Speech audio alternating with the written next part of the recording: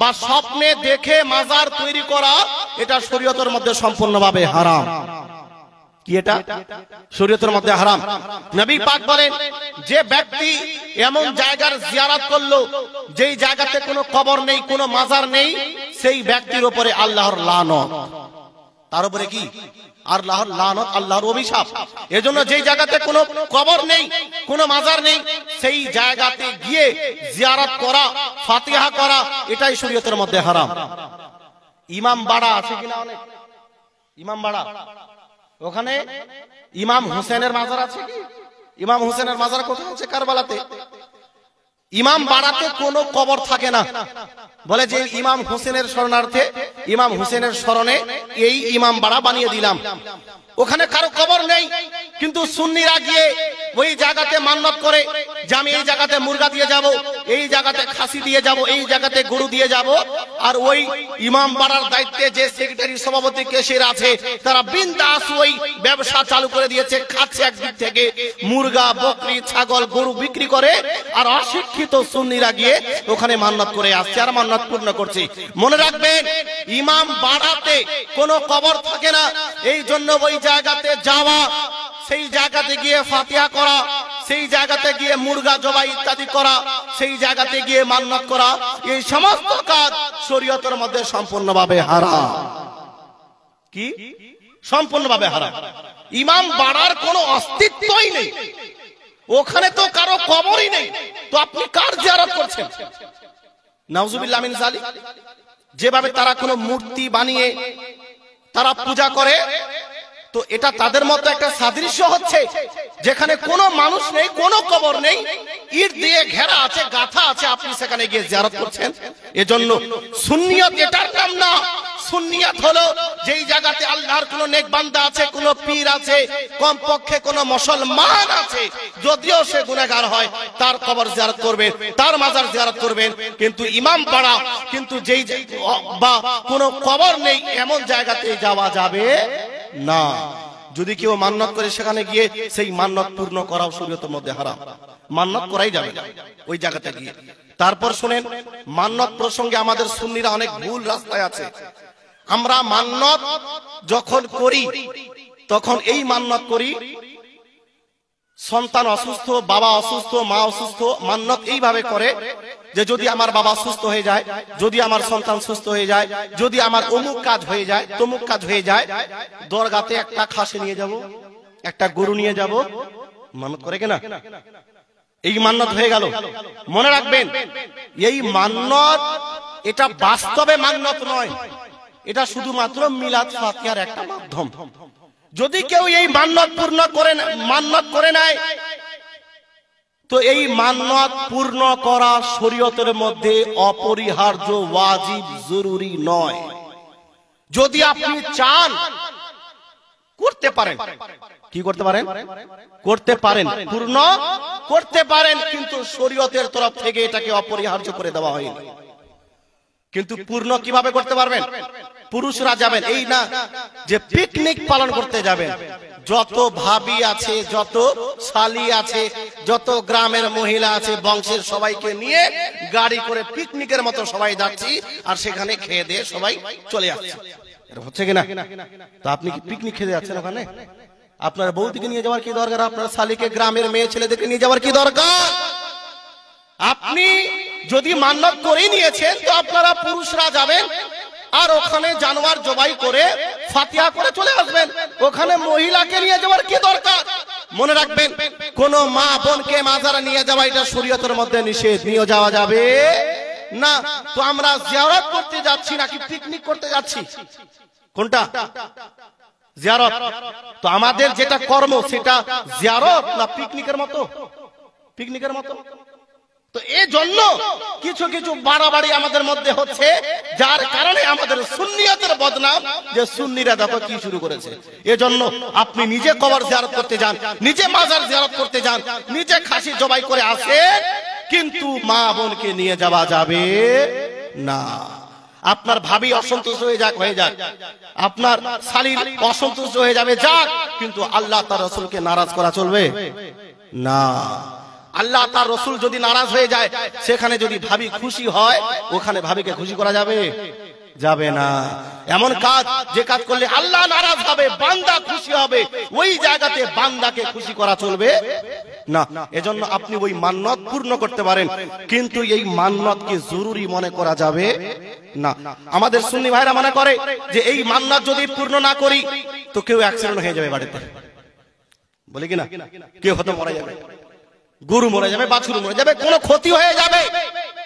এই ধারণা আপনার ব্রেইনে কিভাবে আসলো যে যদি আপনি এই মান্নত পূর্ণ না করেন তো বাড়ির কোনো লোক মারা যাবে, আপনার অ্যাক্সিডেন্ট হয়ে যাবে, গরু ছাগল মারা যাবে, কোনো ক্ষতি হয়ে যাবে? এই ধারণা আপনার ব্রেইনে শয়তান ভরেছে, কোনো মৌলানা মুফতি না। কোন মৌলানা মুফতি বলেছে যে যদি পূর্ণ না করেন তো বাড়িতে কেউ মরে যাবে? কোন মৌলানা মুফতি বলেনি। আপনার ব্রেইনে শয়তান এই ধারণা জন্ম দিয়েছে। মনে রাখবেন, শরীয়ত বলছে মাজারে মুরগা নিয়ে যাওয়া, খাসি নিয়ে যাওয়া, গরু নিয়ে যাওয়া, যদি এই মান্নত কেউ করে নেয়, ওই মান্নত পূর্ণ করা জরুরি না। যদি কেউ করলো ভালো নেকি পাবে, যদি না করে কোনো ক্ষতি হবে না, কোনো গুনাহ হবে না, কিন্তু আমরা মনে করেছি আমাদের ক্ষতি হয়ে যাবে। পীর সাহেব নাকি কাকে মেরে ফেলবে? আচ্ছা, পীর সাহেব তাদের কাছে পার্সোনাল কোনো ক্ষমতা নেই। পার্সোনাল কোনো ক্ষমতা আছে? পীরের ওয়ালির কোনো পার্সোনাল ক্ষমতা নেই। তাদের কাছে যা কিছু ক্ষমতা আছে সেটা কার দেওয়া? জোরে বলেন না, আল্লাহর দেওয়া। কোন মাজারে কোন পীরের পার্সোনাল কোন পাওয়ার শক্তি নেই। যা পাওয়ার শক্তি আছে সেটা আল্লাহর দেওয়া। এবার বলেন, পীর সাহেব আপনার কোনদিন ক্ষতি চাইবে? জোরে বলেন না। যে আল্লাহর ওলি হবে সে আপনার ক্ষতি চাইবে? যে আপনার বাড়ির কেউ মরে যাক, কেউ অ্যাক্সিডেন্ট হয়ে যাক, চাইবে কোনদিন? তো পীর সাহেব যখন খারাপ চায় না, তো আপনি কিভাবে এই ধারণা নিজের ব্রেনে নিয়ে আসছেন যে ওই মান্নত যদি পূর্ণ না করতে পারেন তো কেউ মরে যাবে, অ্যাক্সিডেন্ট হয়ে যাবে আপনার? এগুলো একেবারে ভিত্তিহীন কথা, দলিলহীন কথা, একেবারে ভুল কথা। যদি আপনি পূর্ণ করেন ঠিক আছে, যদি আপনার টাকা পয়সা না থাকে, অসুবিধা থাকে, কোনো জরুরি না আপনার উপরে যে আপনি ওই মান্নত পূর্ণ করবেন। যেই মান্নত করা শরীয়তের মধ্যে জায়েজ বা যেই মান্নত পূর্ণ করা জরুরি, সেই মান্নত আমরা সাধারণভাবে কেউ করি না। কোন মান্নত করা পূর্ণ করা জরুরি? যদি কোনো ব্যক্তি মান্নত করে যে আমার মা যদি সুস্থ হয়ে যায় আমি একটি রোজা রাখবো, 2 রাকাত নামাজ আদায় করব, তাহলে সেই রোজা রাখা আর সেই 2 রাকাত নামাজ পড়া এটা হলো ওয়াজিব। এটা কি? এটা ওয়াজিব, এটা জরুরি, এটা আপনাকে পড়তেই হবে। যদি নামাজ না পড়েন, যদি রোজা না রাখেন, আপনি গুনাহগার হবেন। কিন্তু মাজারে মান্নত করা এটা শরঈ মান্নত নয়, এটা উরফি মান্নত। পূর্ণ করলে ভালো, না করলে কোনো গুনাহ হবে না। এজন্য আমাদেরকে ভুল ধারণা থেকে বেঁচে থাকতে হবে। মসজিদে মান্নত করা এই হিসাবে যে আমি কিছু চাল দিয়ে দিব, কিছু টাকা দিয়ে দিব, বা একটা গরু দিয়ে দিব, তো এটা সাদকায়ে ওয়াজিবার অন্তর্ভুক্ত না। এটা নফল সাদকা, যদি আপনি চান তো দিতে পারেন। এটা সাদকায়ে নাফিলা, ওয়াজিবা না। হ্যাঁ, যদি কেউ বলে যে আমি একটি উট কুরবানি করব, একটি গরু কুরবানি করব, এবার কুরবানি না করে সে বলছে আমি ওই উটের টাকা মসজিদে দিয়ে দেব, ওই উটের টাকা মাদ্রাসা দিয়ে দিব, তাহলে এটা চলবে না। কেননা এটা ওয়াজিব জাতীয় মান্নত, কুরবানি করাটা ওয়াজিব। ওয়াজিব জাতীয় মান্নত যদি কেউ করে নেয়, তাহলে সেই মান্নত তাকে পূর্ণ করা জরুরি।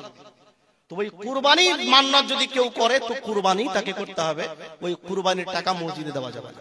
এমনিতে যদি কেউ চায় যে আমি কুরবানি, আপনি গরুর টাকা মসজিদে দিয়ে দিব, হ্যাঁ, এটা জায়েজ আছে, কিন্তু কুরবানির মান্নত করলে ওই টাকা মসজিদে দেওয়া চলবে না।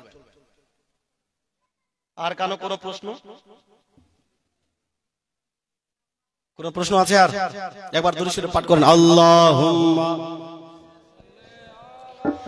सय्यदना मौलाना मुहम्मद वाला आले सय्यदना वाला आले सय्यदना मौलाना मुहम्मद সাল্লাল্লাহু তাআলা আলাইহি ওয়াসাল্লাম বলেছিলাম যে আল্লাহকে প্রভু বলা যাবে কিনা। মনে রাখবেন, আল্লাহ পাকের যে সমস্ত নাম কোরআনে এবং হাদিসে আছে বা ইজমা দ্বারা প্রমাণিত, ওই নামগুলো দিয়েই আল্লাহকে আহ্বান করা যাবে, ডাকা যাবে।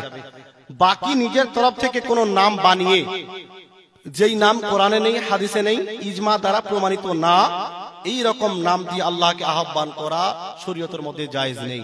প্রভু এটা কোরআন, হাদিস, ইজমা দ্বারা প্রমাণিত নয়, সুতরাং আল্লাহকে প্রভু বলে ডাকা যাবে না। এ প্রসঙ্গে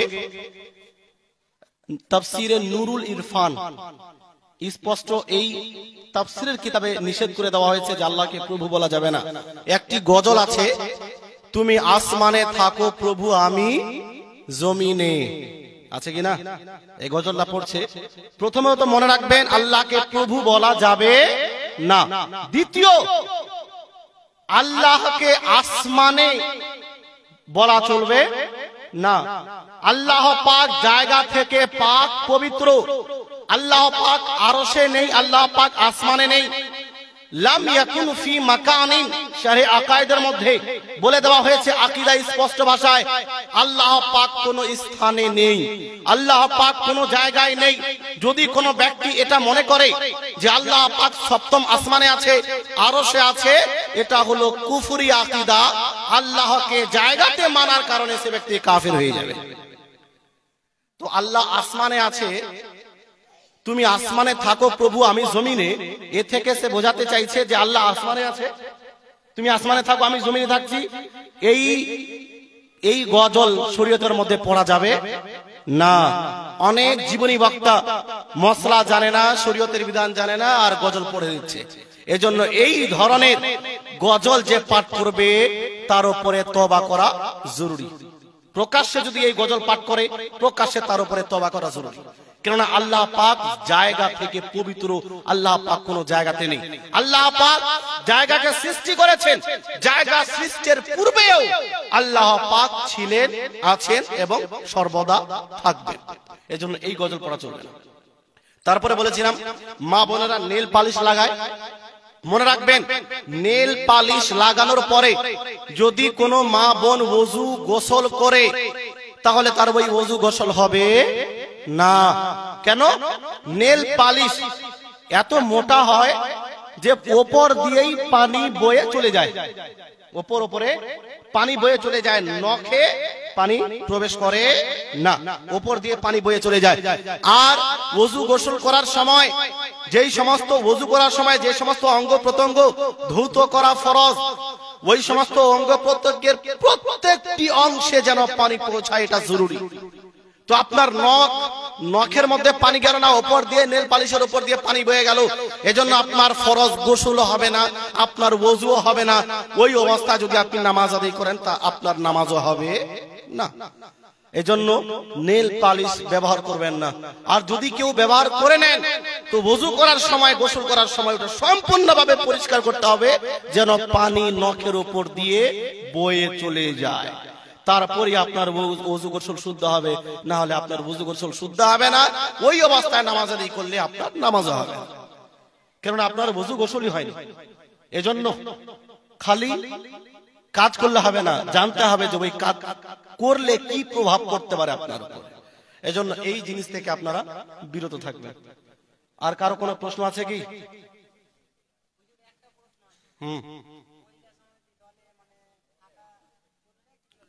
মহিলা সমিতি দল, এটা তারা তাদের একটা দল থাকে, আর লোন ওখান থেকে তারা নেয়। এই লোন সম্ভবত অমুসলিমদের কাছ থেকেই নেয়। হ্যাঁ, ওর মালিক মনে হয় অমুসলিম। হ্যাঁ, যদি অমুসলিম হয় বা ব্যাংক থেকে হোক, ব্যাংক থেকে হোক বা কোনো অমুসলিম ওই পার্সোনাল ব্যাংকের মালিক যেই হোক, সেখান থেকে প্রয়োজনে লোন নেওয়া জায়েজ আছে। প্রয়োজনে লোন নেওয়া জায়েজ আছে। যে বাড়তি টাকা আপনি দেবেন সেটা সুদের অন্তর্ভুক্ত হবে না। ব্যাংক থেকে যে আমরা লোন নিই, সরকারি ব্যাংক থেকে বা অমুসলিম প্রাইভেট ব্যাংক থেকে, এখানে যে আমরা বাড়তি টাকা দিই এটা সুদের অন্তর্ভুক্ত না। এটা প্রয়োজনে লোন নেওয়া জায়েজ আছে। কখন লোন নেওয়া জায়েজ? হয়তো আপনার জমি নেই, টোটালি আপনার থাকার জন্য জমি লাগবে, জমি আছে বাড়ি নেই, হয়তো আপনাকে কোনো দিক থেকে লোনের ব্যবস্থা করে দেওয়া হচ্ছে, এটা জায়েজ। অনুরূপভাবে আপনি 1 লাখ টাকা নিয়ে 2 লাখ টাকা নিয়ে টোটো নেবেন, একটা 4 চাকা হয়তো ভাড়ার জন্য কোনো গাড়ি নেবেন, বাস নেবেন, ট্রাক নেবেন, লাখ কিছু কিছু টাকা দিয়ে, আর আপনার দীর্ঘ বিশ্বাস যে যেই বাড়তি টাকা আমাকে ব্যাংকে দিতে হবে, মানে ইন্টারেস্ট যেটা আপনাকে দিতে হবে, সেই টাকা আমি এই ব্যবসার মাধ্যমে, যে কোনো ব্যবসা, ওই ব্যবসার মাধ্যমে আমি উপার্জন করে নিতে পারবো। লাভ তো দূরের কথা, কমপক্ষে যেই টাকাটা আমাকে ইন্টারেস্ট দিতে হবে, বাড়তি যেটা দিতে হবে, ওটা আমি ওই ব্যবসার মাধ্যমে ইনকাম করে নিতে পারবো। এমত অবস্থায় লোন নেওয়া যায়। কিন্তু এই মহিলা সমিতি, এই বিশেষভাবে মহিলারাই থাকে, আর এরা মহিলারা মাঝে মাঝে মিটিং এ যায়, পুরুষদের সঙ্গে এদের মিটিং হয়। তো এই যে এদের এই অবস্থা, এই যে পরিবেশ, একটা অমুসলিম অফিসারের সঙ্গে গিয়ে কথাবার্তা বলা, তার সঙ্গে গিয়ে মানে আপনার কি বলে তাদের সঙ্গে গিয়ে থাকা, আর সেজে গুজে তাদের কাছে যাওয়া, তো এটা শরীয়তের মধ্যে জায়েজ নেই। এজন্য লোন যদি নিতে হয় আপনাকে, আপনি নেন না, আপনার স্ত্রীকে ওখানে কেন পাঠাচ্ছেন? অপ্রয়োজনে তারা গিয়ে অফিসারের সঙ্গে, পুরুষদের সঙ্গে কথা বলছে, আলাপ আলোচনা হচ্ছে, পর্দার কোনো খেয়াল থাকে না, পর্দাকে কেউ ফলো করে না, এগুলো সম্পূর্ণ শরীয়তের মধ্যে হারাম। লোনের প্রয়োজন পড়লে আপনি নেন, আপনার স্ত্রীকে ওই জায়গাতে পাঠাবেন না। হ্যাঁ, তো আপনি মহিলা সমিতির বাদ দিয়ে অন্যান্য লোন আছে, ওই জায়গা থেকে আপনি লোন নেন। আরো তো অনেক মাধ্যম আছে, ওই জায়গাতে আপনি লোন নেন, এমনি নেওয়া যাবে না, ওই মহিলাদেরকে ওই জায়গাতে পাঠানো যাবে না। হ্যাঁ, এগুলো অনেক গন্ডগোল হচ্ছে এই কারণে। আচ্ছা, নেক্সট প্রশ্ন। আর কোন প্রশ্ন আপনাদের? আচ্ছা শোনেন, দাঁড়ান। হ্যাঁ, মসজিদের মাইকে গ্রামে গরু হারিয়ে গেছে, ছাগল হারিয়ে গেছে, ইমাম সাহেবকে ফোন, হে তাড়াতাড়ি এলান করেন আমার গরুটা হারিয়ে গেছে। মানে দুনিয়াতে যত হারাবে সব মসজিদের মাইকে এলান। মনে রাখবেন, মসজিদের মাইকে আজান হবে যদি কোনো ব্যক্তি ইন্তেকাল করে যায়, তার জন্য এলান হবে। বাকি কার গরু চুরি হয়ে গেল, কার গরু হারিয়ে গেল, এই ধরনের এলান মসজিদের মাইকে করা সম্পূর্ণভাবে না যায়। এই এলান করা চলবে না।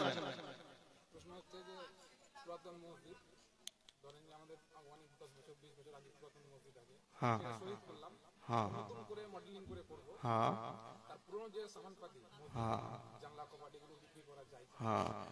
হ্যাঁ, মসজিদ, পুরোনো মসজিদ, ওই মসজিদের যে জানালা আছে, হ্যাঁ দরজা আছে, ওগুলো পুরোনো যে জানালা দরজা, ওগুলো বিক্রি করা যাবে কিনা। তো আগে দেখেন যে ওই জানালা দরজার কন্ডিশন কি, ওটা কি ভেঙে চুড়ে বা এদিক ওদিক করে কোনো জায়গাতে লাগানো যাবে? যেহেতু আপনি নতুন মসজিদ করছেন, তো ওর কি আপনার বলে ডিজাইন ফিজাইন এদিক ওদিক হবে, আলাদা হবে। তো যদি সেটা ব্যবহার করার যোগ্য না থাকে বা খুবই কমজোর হয়ে যায়, এমত অবস্থায় ওই জানালা দরজা বিক্রি করে মসজিদের কাজে লাগানো যায়। নেক্সট প্রশ্ন।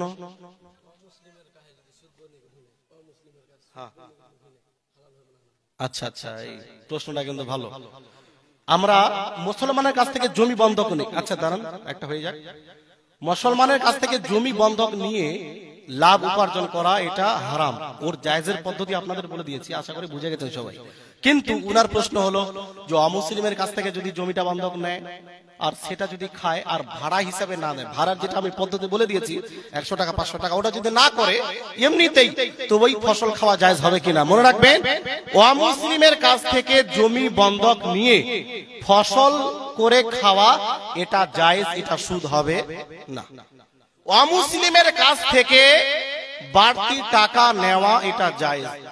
যদি সে আপনার কাছ থেকে 1000 টাকা ধার নেয় আর 1100 টাকা আপনাকে দেয়, তো অমুসলিম যদি বাড়তি টাকা দেয় এটা সুদ হবে না।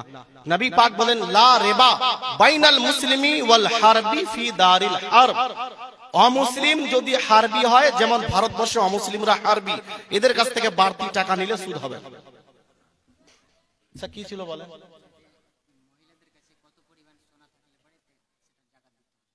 আচ্ছা, হ্যাঁ, এটা খুবই একদম ধামাকা প্রশ্ন। মা বোনেরা সোনা চাঁদি ব্যবহার করে।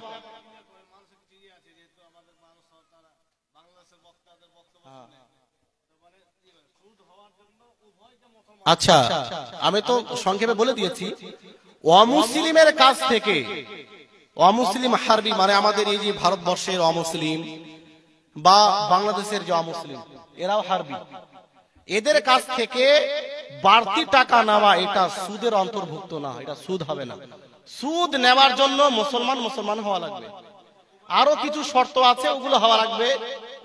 অমুসলিম যে আমাদের হিন্দুস্তানে পাকিস্তানে এগুলো যে অমুসলিম, এদের কাছ থেকে বাড়তি টাকা নেওয়া এটা সুদ হবে না।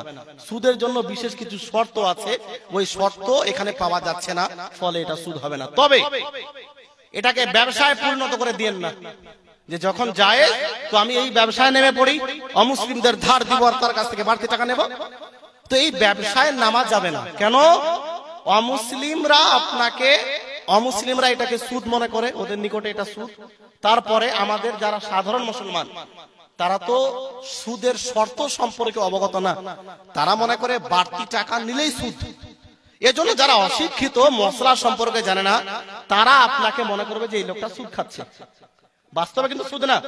এজন্য মানুষের কুধারণা থেকে বেঁচে থাকার জন্য আপনি ব্যবসায় নামবেন না।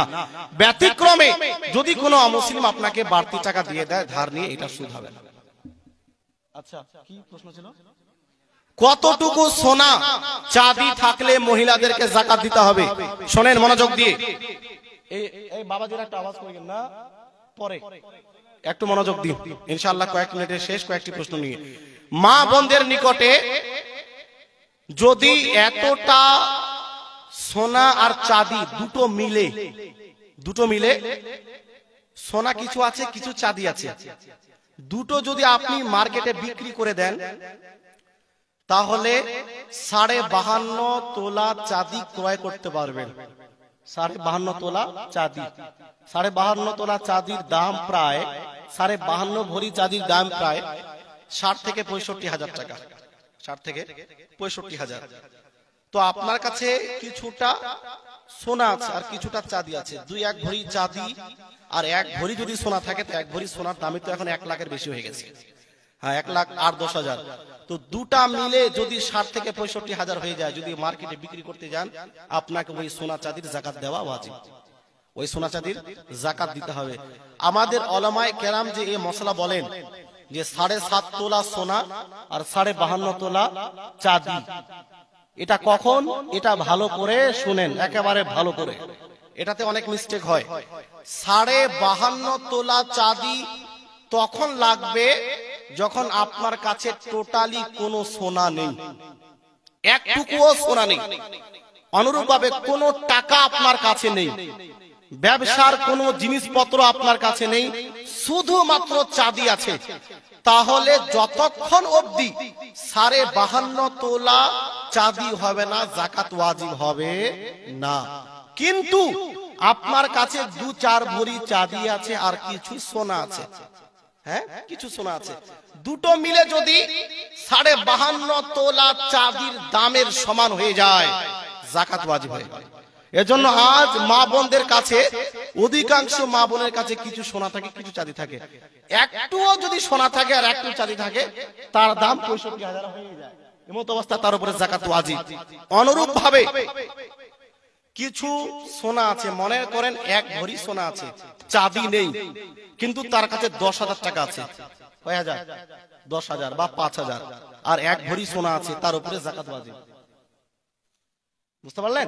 1 ভরি সোনা আছে, 5-10 হাজার টাকা আছে, 1-2 হাজার টাকা আছে, তার উপরে যাকাত ওয়াজিব হয়ে যাবে। অনুরূপ ভাবে কারো কাছে সোনা আছে, ছেলেরা সোনা কিনে নিয়ে রেখেছে, এমনিতেই লাভ যখন দাম বাড়বে বিক্রি করে দেবে, 2-4 ভরি সোনা আছে, আর ব্যবসার কিছু জিনিসপত্র আছে, সে ব্যবসা করে, ধানের, চালের, পাটের, ল্যাপটপ, কম্পিউটারের, হ্যাঁ বিভিন্ন যে কোনো ব্যবসা বাণিজ্য হোক না কেন, ওই ব্যবসা বাণিজ্যর টাকা, ওই ব্যবসা বাণিজ্যর যে সামগ্রী আপনার কাছে আছে, ইটের আপনি ব্যবসা করেন, মোবাইলের ব্যবসা করেন, যতগুলো মোবাইল আছে ওই মোবাইলের যত দাম, ওই সমস্ত দাম, আর এই দিকে যে 2-4 ভরি সোনা, দুটাকে মিলিয়ে দিলেন, 65,000 টাকা হয়ে গেল, যাকাত আপনার উপরে ওয়াজিব হয়ে গেল।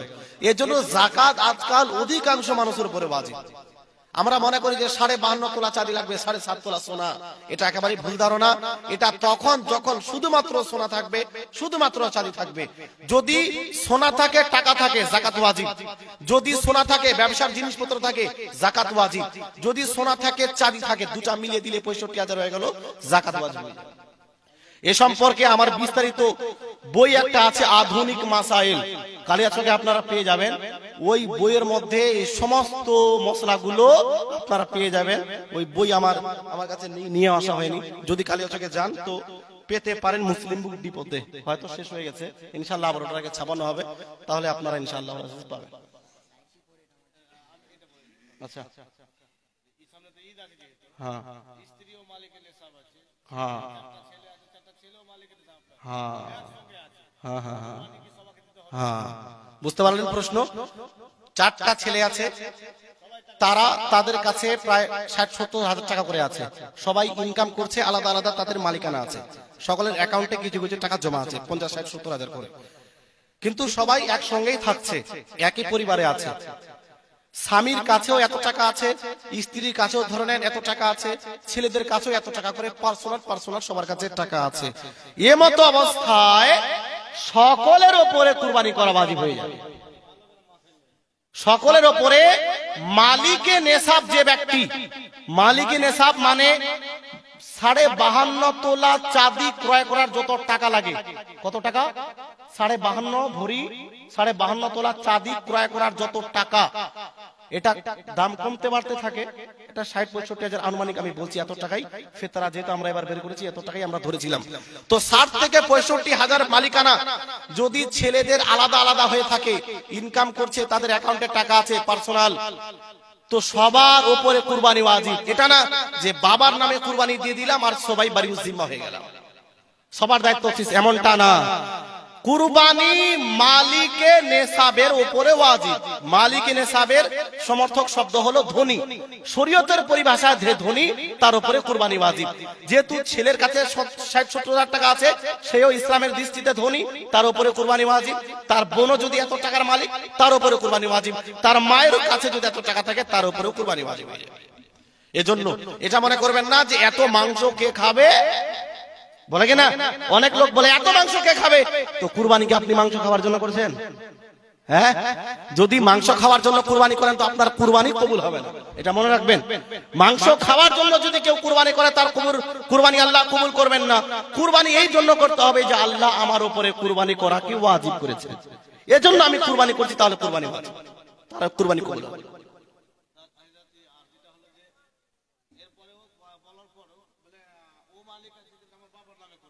আচ্ছা, হ্যাঁ, এটাও হয়, এই প্রশ্নটাও হয় আমাদের কাছে আছে। মালিকে নেসাব হলেন আপনি, আপনার কাছে টাকা আছে 60-70 হাজার টাকা, কিন্তু আপনি নিজের নামে কুরবানি না করে আপনার বাবা মারা গেছে, আপনার বাবার নামে কুরবানি করছেন। আপনার বাবার কুরবানি তো হয়ে যাবে, কিন্তু আপনার উপরে কুরবানি ওয়াজিব ছিল, আপনার উপরে জরুরি ছিল, আপনি যে নিজের নামে করলেন না, আপনি গুনাহগার হবেন, আপনি নিজের নামে ছেড়ে দিয়েছেন। তো আপনার বাবার জন্য কুরবানি করা ওয়াজিব না, আপনি আগে নিজের জন্য করেন, নিজের তরফ থেকে, তারপরে যদি আপনার সামর্থ্য থাকে আপনি আপনার বাবার জন্য করেন, মায়ের জন্য করেন, কিন্তু নিজের নাম বাদ দিয়ে বাবার নামে কুরবানি করলে আপনি গুনাহগার হবেন, যদি আপনি মালিক নেসাব হন। তাহলে মহিলাদের নাইটি পরিধান করে নামাজ আদায় করা, এটা মনে রাখবেন, নাইটি সাধারণভাবে হাফ হাতার হয়, ফুল হাতার হলেও এটা খোলা থাকে, গলা খোলা থাকে, চুল দেখা যায়। তো নামাজ আদায় করা অবস্থায় যদি কেউ নাইটি পরিধান করে থাকে, তো বড় ধরনের কোন ওড়না নিতে হবে, যেন হাতের এই অংশটুকু না দেখা যায়, কোন চুল না দেখা যায়, গলা পিঠ কিছু না দেখা যায়। ওড়না যেন মোটা থাকে, এটা না যে পাতলা, বাইরে থেকে চুল দেখা যাচ্ছে, এত পাতলা ওড়না আজকাল আছে কিনা, বাইরে থেকে চুল স্পষ্ট দেখা যাচ্ছে, গায়ের রং স্পষ্ট বোঝা যাচ্ছে, চামড়া বোঝা যাচ্ছে। এই রকম পাতলা ওড়না পরিধান করে নামাজ আদায় করলে তার নামাজ হবে না, স্পষ্ট মশলা, তার নামাজ একেবারেই হবে না, নামাজ ফাসিদ হয়ে যাবে। এজন্য যখন নাইটি পরিধান করে নামাজ আদায় করবেন, মোটা ওড়না নিয়ে নিবেন, যেন মাথার চুল না দেখা যায়, গলা পিঠ হাতের এই অংশটুকু না দেখা যায়, তাহলে আপনার নামাজ হবে, অন্যথায় নামাজ আপনার হবে না।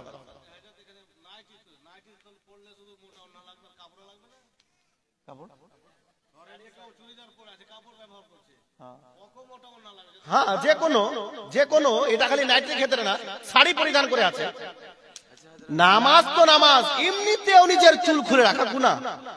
নামাজ এটা যেহেতু বিশেষ করে নাইটির ব্যাপারে, শুধু নাইটি না, শাড়ি ব্যবহার করার পরেও ওর না আপনাকে নেওয়া জরুরি, না হলে নামাজ হবে না। দাড়ি ছাড়া জরুরি, দাড়ি না রাখলে গুনাহগার হবে, দাড়ি রাখাটা ওয়াজিব। হ্যাঁ, 5 ওয়াক্ত কি যে নামাজ পড়ে না ওর উপরেও দাড়ি রাখা ওয়াজিব। দাড়ি না রাখলে গুনাহগার হবে, দাড়ি না রাখার যে গুনাহ। হ্যাঁ, আচ্ছা একটা করে দাঁড়ান। মহিলা জালসা করতে পারবে কিনা? মহিলারা জালসা করতে পারবে, তার জন্য কিছু শর্ত আছে। প্রথম শর্ত, ওই মহিলার আওয়াজ যেন বাইরে না যায়।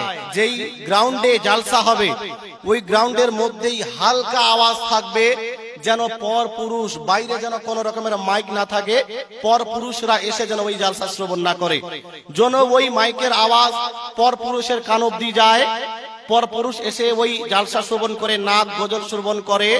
আর যেভাবে জালসা হচ্ছে চারদিকে মাইক লাগানো আছে, এইভাবে যদি মহিলাদের জালসা হয় এটা সম্পূর্ণভাবে নাজায়েজ ও হারাম, জাহান্নামে যাওয়ার যা কাম। যে কমিটি এই জালসা করবে ওরাও চরম পর্যায়ের গুনাহগার হবে। একটাই শর্ত, যে হালকা সাউন্ড থাকবে, যেন মহিলারাই শুনতে পায়, কোন পর পুরুষের কান অবধি ওই আওয়াজ না যায়। কেননা মহিলাদের আওয়াজও পর্দার অন্তর্ভুক্ত, বলেন সুবহানাল্লাহ, এটা তাদের সম্মান। এজন্য উচ্চ আকারে তাদের নাচ গজল পড়া যাবে। জালসা করা যাবে, হ্যাঁ মেয়ে, ওটাই তো বলা হচ্ছে যে মেয়েরা যদি তারা যদি বক্তব্য দেয়, মেয়েরা তার আওয়াজ পর পুরুষের কান পর্যন্ত পৌঁছানো যাবে না, হালকা আওয়াজ থাকবে। এবার মহিলাদের মাদ্রাসায় মৌলভী সাহেব, মুফতি সাহেব এসে জালসা করেছে, এটা সমস্যা নাই, মেয়েরা পর্দার সঙ্গে আছে, মুফতি সাহেব জালসা করছে, এটা না জায়েজ না, এটা জায়েজ। যখন বক্তব্য মহিলা দিবে তার আওয়াজ এইভাবে চারদিকে ছড়ানো যাবে না, হালকা আওয়াজ থাকবে, যেন মহিলারা শুনতে পায়, বাস।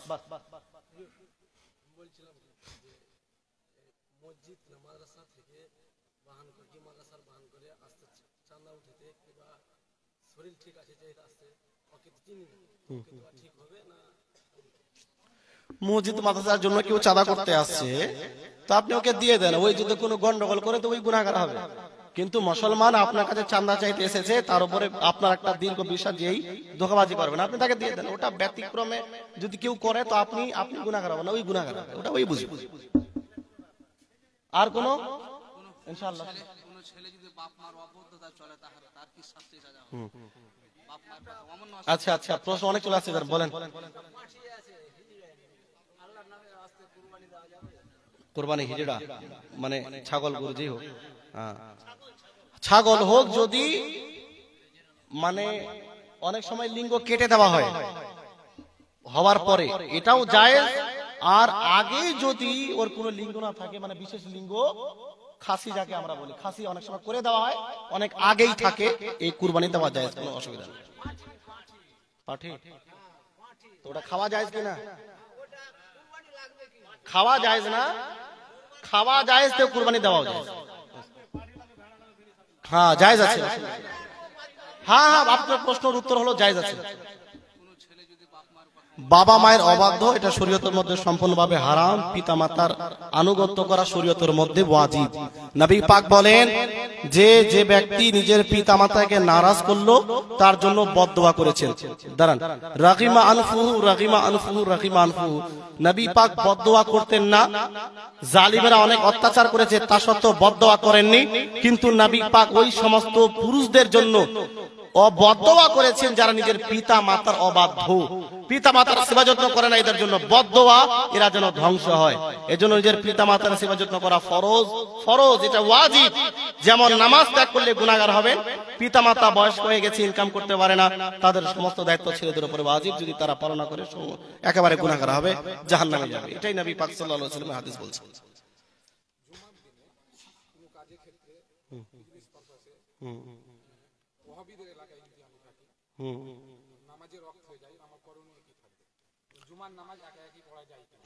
হ্যাঁ, জুমার নামাজ একাই পড়া যাবে কিনা? জুমার নামাজের জন্য একটি শর্ত হলো জামাত। কি শর্ত? জামাত, এটা জুমার নামাজের জন্য শর্ত। একাই জুমার নামাজ কেউ পড়তে পারবে না, তার জুমার নামাজ হবে না। এমন জায়গাতে সে আছে কোন জুমা ওখানে হচ্ছে না, সুন্নির কোন জামাত নেই, ওয়াহাবিদের পেছনে নামাজ পড়া, যদি বাস্তবেই সে ওয়াহাবি হয়, ওই নামাজ সম্পূর্ণভাবে বাতিল, ওই নামাজই হবে। নামাজের জন্য ইমামের জন্য মুসলমান হওয়া এটা জরুরি। মুসলমান তো মুসলমান, যদি কেউ ফাসিক হয় ফাসিকে মলিন, তার পিছনে নামাজ পড়া গুনাহ, ওই নামাজ পড়া পুনরায় ওয়াজিব। এজন্য যদি বাস্তবে ওয়াহাবি দেওবন্দি হয়, তার পিছনে নামাজ পড়ে নামাজ হবে না, ওই নামাজ পুনরায় আদায় করতে হবে। যদি কোনো জায়গাতে আপনি গিয়ে থাকেন যেখানে কোনো সুন্নিদের জামাত নেই, আপনি ওই জায়গাতে জোহরের নামাজ আদায় করবেন। কিসের নামাজ আদায় করবেন? জোহরের নামাজ আদায় করে নেবেন। ওখানে জুমার নামাজ আপনার পক্ষে পড়া সম্ভব না, একাই জোহরের নামাজ পড়ে নেবেন। আর কোনো কারো প্রশ্ন?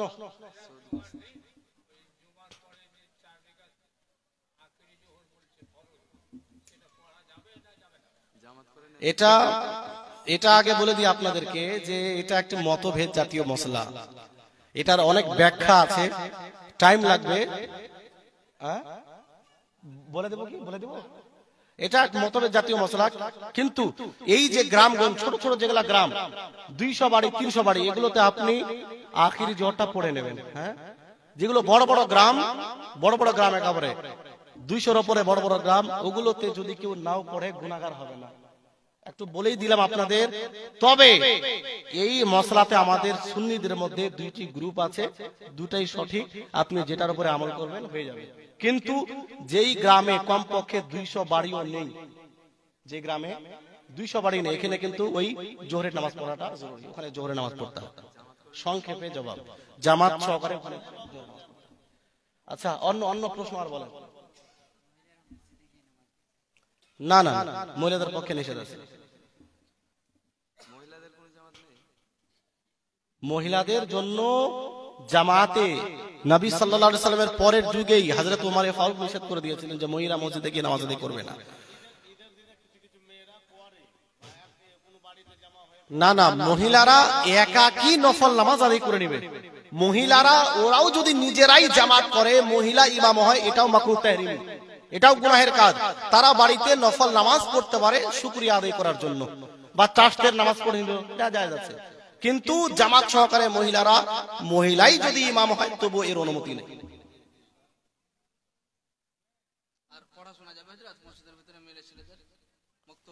হ্যাঁ, মক্তব যদি ওই গ্রামের যে সমস্ত লোক, তাদের যদি সামর্থ্য না থাকে যে জায়গা ক্রয় করে সেখানে শিক্ষার ব্যবস্থা করবে, এরকম সামর্থ্য যদি না থাকে বা দেরি হবে করতে, তো আকীদা সঠিক করার জন্য, আপনার জরুরি শিক্ষা দেওয়ার জন্য আদব বজায় রেখে মসজিদে শিক্ষা দেওয়া যায়।